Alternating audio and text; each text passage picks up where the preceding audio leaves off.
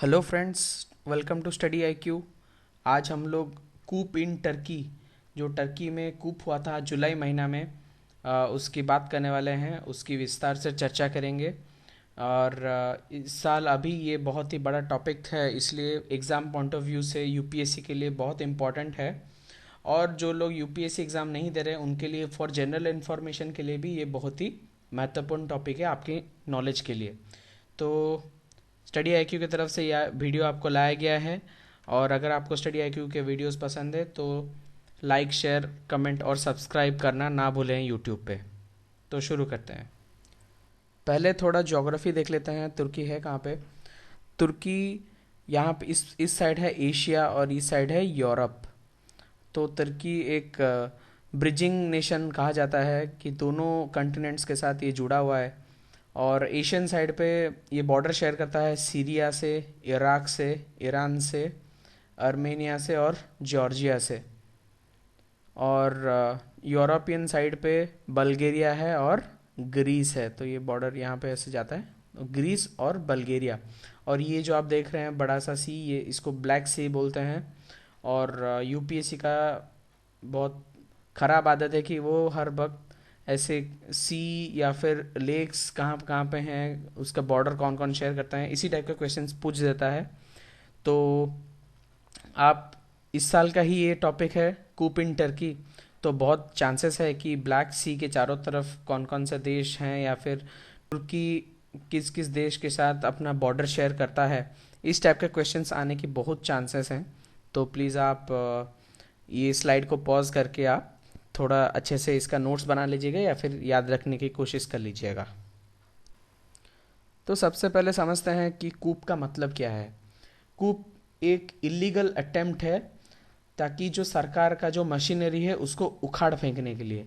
It's an illegal attempt to overthrow the government machinery by the use of force. और generally coup जो है वो military ही करती है, क्योंकि मिलिट्री के पोजीशन पे सारे वेपन्स एंड ऑल रहते हैं और उनको वो वेपन्स वगैरह ऑपरेट करनी भी आती है। तो जनरली कूप मिलिट्री के द्वारा की जाती है। कूप को फ्रेंच में कूप डे टैट बोलते हैं, और जिसकी लिटरल ट्रांसलेशन है कि ब्लो ऑफ द स्टेट, यानी जो स्टेट है उसको, स्टेट मशीनरी है उसको एक सख्त झटका लगना या फिर उसको उखाड़ फेंकना। तुर्की में जो अभी कूप हुआ वो हुआ रिसेप टाइप एर्डोगन, जो कि अभी वहाँ के प्रेसिडेंट हैं, उन्हीं के खिलाफ। रिसेप टाइप एर्डोगन का जो गवर्नमेंट है वो यहाँ पे एक प्रेसिडेंशियल फॉर्म ऑफ गवर्नमेंट बनाना चाहती है, पावर को सेंट्रलाइज करके रखना चाहती है, और एक डेमोक्रेटिक बट ऑथोरिटेरियन, वो असल में ऑथोरिटेरियन वे में काम करेगी लेकिन दुनिया को दिखाने के लिए एक डेमोक्रेटिक गवर्नमेंट होगी। उस तरह से पावर को सेंट्रलाइज करके रखना चाहती है। दूसरा है कि तुर्की का जो गठन हुआ था वो सिक्युलर लाइंस पे हुआ था, जो हम आगे की स्लाइड्स में बात करेंगे। ये सिक्युलरिज्म से भी हट के अभी कम्युनलिज्म तुर्की के सोसाइटी में डाल रहे हैं। तो इन्हीं दो तीन कारणों के वजह से तुर्की आर्म्ड फोर्सेस के कुछ फैक्शंस, उन्होंने इनके खिलाफ कूप कर दिया जुलाई 15, 2016 में। ऐसे नहीं कि तुर्की में जो जुलाई में कूप हुआ वो पहली बार हो रहा है, उससे पहले भी 4 दफ़ा ऐसा हो चुका है।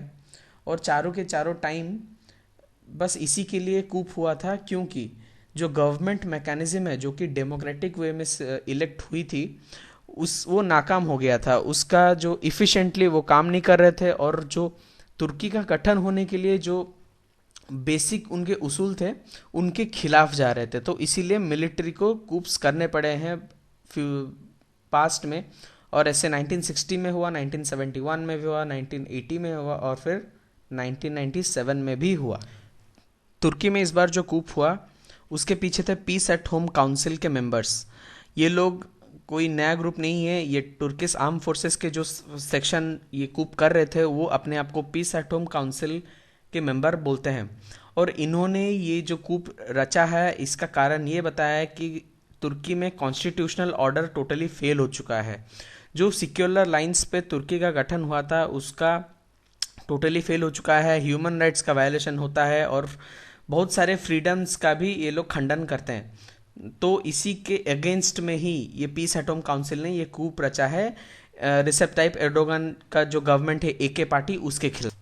ये जो पीस एट होम काउंसिल है वो अपनी प्रेरणा लेती है peace at home peace in the world saying से, जो कि कहा मुस्तफ़ा कमल अटातुर्क ने। Mustafa Kemal Ataturk republic of तुर्की के फाउंडर रह चुके हैं और तुर्की का फाउंड किया गया था 1923 में। और मुस्तफ़ा कमल का जो आइडियोलॉजी है उसको केमलिज्म में बोला जाता है, जिसके तहत तुर्की को एक सिक्युलर नेशन के तरह उसकी जो है स्थापना की गई थी। सिक्युलर यानी एक देश में जहाँ पे सारे रिलीजन को एक समान ट्रीट की जाती है, कोई भी रिलीजन सुपीरियर नहीं होता, उसी को सिक्युलरिज्म कहते हैं। और भारत भी एक सिक्युलर नेशन है। जैसे भाई आप देख सकते हैं कि भारत में कोई ऑफिशियल रिलीजन नहीं है और संविधान के अनुसार सारे रिलीजन्स को समान इक्वल ट्रीटमेंट मिलते हैं, ठीक है। तो इसी को ही सिक्युलर नेशन बोला जाता है। और ये जो केमालिज्म है यही है founding ideology of Turkish Republic. और यही केमालिज्म को हर टाइम अपहोल्ड करके रखने का जो जिम्मा है वो तुर्किश मिलिट्री और तुर्किश जुडिशरी दोनों ने लिया हुआ है। तो जब जब ये केमालिज्म से हट के गवर्नमेंट कुछ और करने की कोशिश करता है तब तब कूप्स होती रही हैं, जैसे हमने पिछले स्लाइड्स में देखा कि 4 बार ऐसे हो चुका है। इस बार का जो कूप हुआ वो हुआ 15 जुलाई 2016 में। और यहाँ पे मैप में आप देख सकते हैं जो कि 5 जगह थे, जैसे इस्तांबुल, अंकारा, मरमरिस, मालात्या और कार्स। ये 5 जगह पर ही ज़्यादा हिंसा देखी गई। और तुर्की का जो कैपिटल है अंकारा, वहाँ पे भी बहुत ज़्यादा हिंसा देखी गई और बहुत सारे अरेस्ट्स जो हैं अंकारा में हुए हैं और इस्तांबुल में हुए हैं। इस बार जो तुर्की में कूप हुआ उसके तो बहुत सारे कारण बताए जाते हैं। उनमें से पहला है ethnic and religious polarisation. Polarisation यानी ध्रुवीकरण। जैसे एक मैग्नेट में 2 अलग अलग पोल्स होते हैं, नॉर्थ पोल साउथ पोल, जो कि अपोजिट होते हैं, वैसे ही अगर एक सोसाइटी में अगर ऐसे ही 2-3 अलग अलग मेंटेलिटी वाले लोग रहते होंगे तो उनको पोलराइज्ड सोसाइटी कहा जाता है। तुर्की में भी बिल्कुल यही हुआ है। और तुर्की में ये जो एथनिक पोलराइजेशन है वो हुआ है कुर्दिश लोगों के अगेंस्ट में। कुर्दिश लोगों का जो थोड़ा हिस्ट्री देख लेते हैं, जब वर्ल्ड वॉर 1 ख़त्म हुआ वहाँ पे साइक्स पिकोट एग्रीमेंट साइन किया गया था। साइक्स पिकोट एग्रीमेंट के तहत जो कुर्दिश लोगों का जो जगह था इराक, सीरिया और तुर्की के जंक्शन में, उनके लिए कोई जगह नहीं छोड़ी गई और उनका क्षेत्र को ही सिराक, इरिया और तुर्की के अंदर बांट दिया गया था। तो इसीलिए कुर्दिश लोग तब से फाइट कर रहे हैं अपने एक अलग आइडेंटिटी के लिए।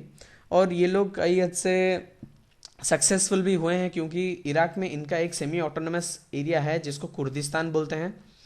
सीरिया में भी ये लोग असाद गवर्नमेंट के अगेंस्ट फाइट कर रहे थे अपने एक स्टेट बनाने के लिए, जिसको इन लोगों ने नाम दिया है रजावा।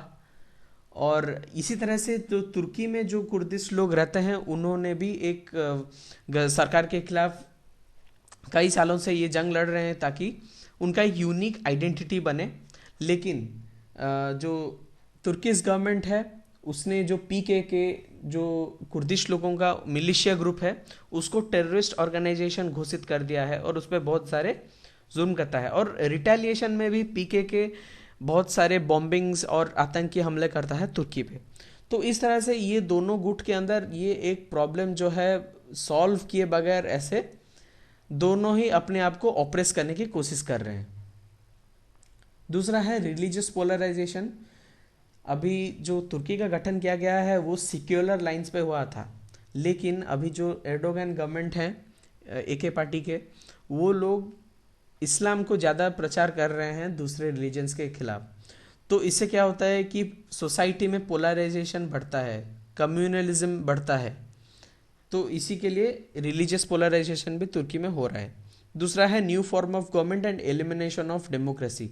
न्यू फॉर्म ऑफ गवर्नमेंट कैसे, जो अभी एर्डोगन गवर्नमेंट है वो चाहता है कि एक नया संविधान लिखे और जो अभी उनका पार्लियामेंट्री सिस्टम ऑफ गवर्नमेंट है उसको हटा के प्रेसिडेंशियल एग्जीक्यूटिव सिस्टम लाया जाए, जैसे कि यूएस में होता है। और उनका ये हमेशा है कि पावर को सेंट्रलाइज करना चाहते हैं, वो हर पावर अपने पास रखना चाहते हैं।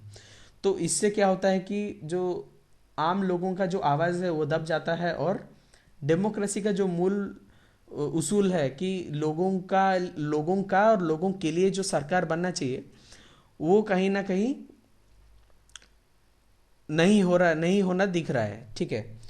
तो इसीलिए कहा जाता है कि यहाँ पे डेमोक्रेसी का जो है खंडन हो रहा है, उसका इरोजन हो रहा है डेमोक्रेसी का। और एके पार्टी जो जस्टिस एंड डेवलपमेंट पार्टी, जिससे कि रिसेप ताइप एर्डोगन बिलोंग करते हैं, वो बहुत ही ज़्यादा डोमिनेट करता है पॉलिटिकल स्फीयर में। जैसे कि अभी जो कूप हुआ उसका हम बात करेंगे नेक्स्ट स्लाइड्स में। जैसे कि फतेहुल्लाह गुलन, जिनको ये दोषी मानते हैं कि ये कूप के पीछे उन्हीं का मास्टरमाइंड है, उनका जो पार्टी है हिजमत पार्टी, उसको भी एके पार्टी टेररिस्ट ऑर्गेनाइजेशन घोषित कर दिया। तो ये एके पार्टी का डोमिनेंस दिन ब दिन बढ़ते जा रहा है। फिर चौथा है crackdown on academics and journalist. अब देखिए, अभी डेमोक्रेसी है तो जर्नलिज्म भी एक फोर्थ पिलर ऑफ डेमोक्रेसी कहा जाता है। तो अगर आप जर्नलिज्म को ही इंडिपेंडेंट नहीं छोड़ोगे तो कहाँ का डेमोक्रेसी और बचा। दूसरा है एकेडमिक्स। अभी जैसे भारत में एकेडमिक्स जो है वो क्रिटिसाइज करते हैं गवर्नमेंट के एक्ट्स को, दैट मे बी पॉजिटिव और नेगेटिव क्रिटिसिज्म। लेकिन अगर ये एकेडमिक्स को ये इंडिपेंडेंस नहीं दी जाएगी तो सरकार का जो भी परफॉर्मेंस है वो लोगों तक रियल में पहुंच नहीं पाएगा, और ये और ज़्यादा ऑथोरिटेरियन डिक्टेटरशिप के तरफ जो तुर्किश जो डेमोक्रेटिक सेटअप है वो बढ़ते जाएगा। पांचवा है support to terrorist groups and not a reliable country.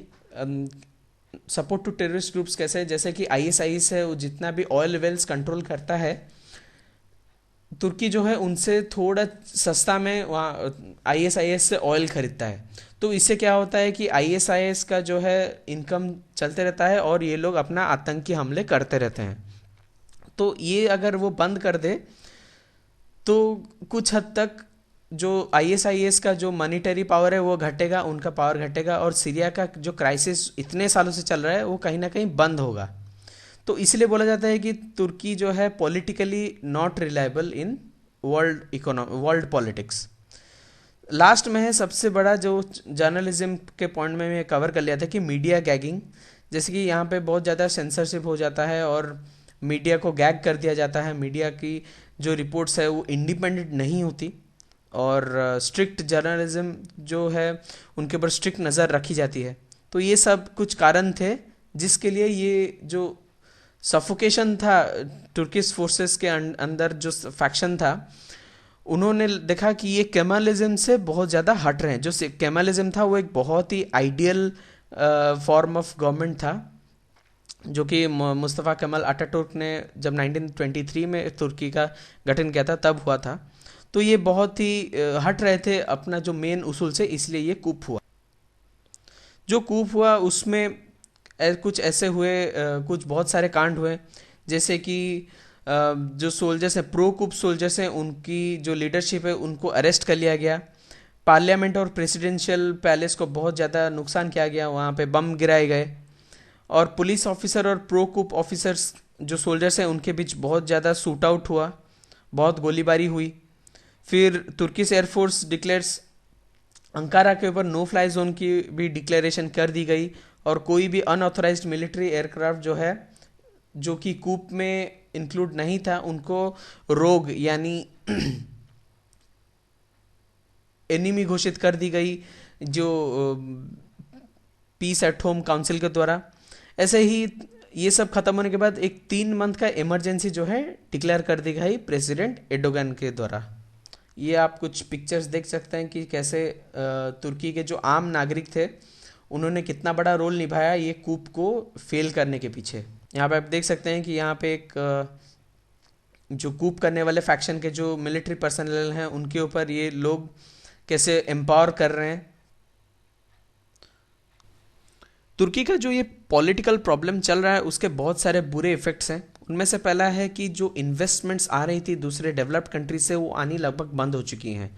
जो पॉलिटिकल अनरिलायबल घोषित किया गया है तुर्की, उसके वजह से बिजनेसमैन जो हैं वो अभी यहाँ पे इन्वेस्ट करने के लिए डर रहे हैं। दूसरा है कि कोई भी डेमोक्रेसी का जो सक्सेस है वो सिविल सोसाइटी का खुशहाली पे डिपेंड करता है, और यहाँ पे तुर्की का जो सिविल सोसाइटी है वो इतना खुश नहीं है। तीसरा है कि जो जैसे हमने बात किया था कि डेमोक्रेसी का जो है गला घोट दिया जा रहा है, और प्लूरलिज्म यानी लोगों का जो ओपिनियन है उसको यहाँ पे इंक्लूड नहीं किया जा रहा है, उसको स्टॉप कर दिया जा रहा है। तो इससे जो पॉलिटिकल डेडलॉक कंडीशन है वो और ज़्यादा कॉम्प्लेक्स होता जा रहा है। तुर्की जो है यूरोपियन यूनियन का जो है मेंबर बनना चाहती है, और ये जो प्रोसेस है उसको और ज़्यादा डिले कर रहा है ये पॉलिटिकल जो डेडलॉक का कंडीशन है।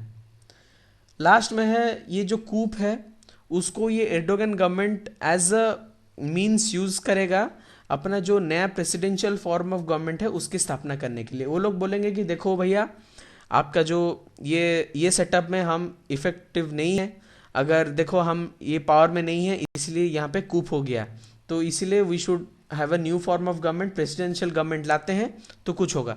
तो ये जो कूप है उसको ये लोग उल्टा यूज़ कर सकते हैं to form a presidential form of government, और ये बस नाम के लिए प्रेसिडेंशियल रहेगा लेकिन ये बहुत ही ज़्यादा अथॉरिटेरियन गवर्नमेंट होगा। जो एर्डोगन गवर्नमेंट है उन्होंने एक्यूज़ किया है फेतुल्ला गुलेन पे, जो कि फेतुल्ला गुलेन 2013 से पहले एर्डोगन जो पार्टी है जस्टिस एंड डेवलपमेंट पार्टी, उनका एलाय भी रह चुके हैं। लेकिन 2013 में एक करप्शन चार्जेस लगे एर्डोगन गवर्नमेंट पे, और इसी के बाद से जो फेतुल्ला गुलेन है वो एर्डोगन से अलग हो गए। फिर गलेन का जो न्यूज़ एजेंसी था हिजमत न्यूज़, जिसको ज़मान न्यूज़पेपर जो कि तुर्की का सबसे हाईएस्ट सर्कुलेटेड न्यूज़पेपर है, उसका भी ये लोग सपोर्ट कर रहे थे। ये दोनों जो ये न्यूज़ हाउस और ये न्यूज़पेपर, ये दोनों को बैन कर दिया गया एर्डोगन गवर्नमेंट के द्वारा मार्च 4 2016 में। और ये जो है ये भी एक एग्जाम्पल है मीडिया गैगिंग का, क्योंकि ये जो ज़मान न्यूज़पेपर है ये बहुत ही क्रिटिकल हो गया था एर्डोगन गवर्नमेंट के खिलाफ, बहुत ही ज़्यादा क्रिटिसिज्म लिख रहा था। और ये जो हिजमत मूवमेंट है, ये फेतुल्ला गुलेन का जो पॉलिटिकल पार्टी, इसको भी टेररिस्ट ऑर्गेनाइजेशन डिक्लेयर कर दिया एर्डोगन गवर्नमेंट ने। तो ये कुछ इफ़ेक्ट्स हैं जो कि ये कूप से निकल के आ रहे हैं, और ये जो पॉलिटिकल डेडलॉक कंडीशन हो गया है तुर्की में, इसी का। तुर्की में इस बार जो कूप हुआ उससे एक चीज़ तो नज़र में आ जाती है कि वहाँ पे पॉलिटिकल डेडलॉक कंडीशन अभी भी चल रहा है। तो इसको ख़त्म करने के लिए विशेषज्ञों ने कुछ 2-3 सुझाव दिए हैं, वो मैं अभी डिस्कस करने वाला हूँ। उनमें से पहला है तुर्किश कुर्द लोग जो हैं उनके साथ पीस प्रोसेस जो है रिएक्टिवेट करना चाहिए। तुर्किश लोग जो अपने आप को अलग थलग मानते हैं और एक यूनिक आइडेंटिटी के लिए फाइट करते हैं, उनके साथ अगर पीस कर लिया जाए तो तुर्की में जितने भी पीकेके के तरफ से जितने भी आतंकी हमले होते हैं, जान माल का हानि घटता है, वो कम हो जाएगा। दूसरा है आईएसआईएस, जो कि एक टेररिस्ट ऑर्गेनाइजेशन है जिससे कि लगभग हर देश को इससे खतरा है। अगर इसके अगेंस्ट में और ज़्यादा बेटर कोऑर्डिनेशन तुर्की करे विथ अदर मल्टीनेशनल कोअलिशंस, तब क्या है कि ये टेररिज्म तो ख़त्म होगा ही, साथ ही जो मिडिल ईस्ट का जो रीजन है वहाँ पे पीस लौट के आएगी। जो सीरियन क्राइसिस चल रहा है इतने सालों से, इतने लोग मर रहे हैं, इतने सारे रेफ्यूजीज़ हैं। फॉर एग्जांपल तुर्की में तो सबसे ज़्यादा रेफ्यूजी हैं सीरियन, और लगभग 27 लाख लोग रेफ्यूजी जो है तुर्की में रहते हैं। ये कभी न्यूज़ में इतना नहीं आता, लेकिन लगभग 27 लाख सीरियन रेफ्यूजी तुर्की में रहते हैं। तो ये जो प्रॉब्लम चल रहा है इसका कहीं ना कहीं अंत घटेगा अगर ये लोग सारे मिल के आईसिस का जो है उसकी खात्मा कर दें। तो इसी के लिए तुर्की जो है स्ट्रेटेजिकली एक बहुत ही इम्पोर्टेंट लोकेशन पे है स्थित, तो इसीलिए तुर्की का बहुत बड़ा रोल है यहाँ पे। तीसरा और सबसे मेन मुद्दा है प्लूरलिस्ट इन्वॉल्वमेंट को बढ़ाना, यानी सिविल सोसाइटी के जो लोग हैं उनकी ओपिनियन की जो है वज़न बढ़ाना, उनकी ओपिनियन को कदर करना, ताकि लोग जो है अपने आप को अलियनेटेड फील ना करें। अगर ऐसा ना हो कि अगर एक प्रेसिडेंशियल गवर्नमेंट आ जाए जो कि बहुत ही ज़्यादा अथॉरिटेरियन हो, तो आज जो लोग तुर्की में जो कूप हुआ अगर उसको विरोध जो कर रहे हैं वो लोग कल खुद से कूप में शामिल ना हो जाए। तो ये एक बहुत ही पेचीदा मामला है। यहाँ पे एर्डोगन गवर्नमेंट को बहुत ही ज़्यादा सावधानी के साथ आगे का डिसीजंस लेना होगा। तो फ्रेंड्स, आज हम लोग बहुत सारे विस्तार में तुर्की में जो कूप हुआ उसके बारे में चर्चा किए। आपको अगर अच्छा लगा वीडियो तो प्लीज़ लाइक, शेयर, कमेंट और सब्सक्राइब करें। और अगर आपके कुछ सुझाव हैं, अगर आप कोई नए टॉपिक पे वीडियोस देखना चाहते हैं तो वो कमेंट्स में लिख के बता सकते हैं। तो आज के लिए इतना ही। Thank you.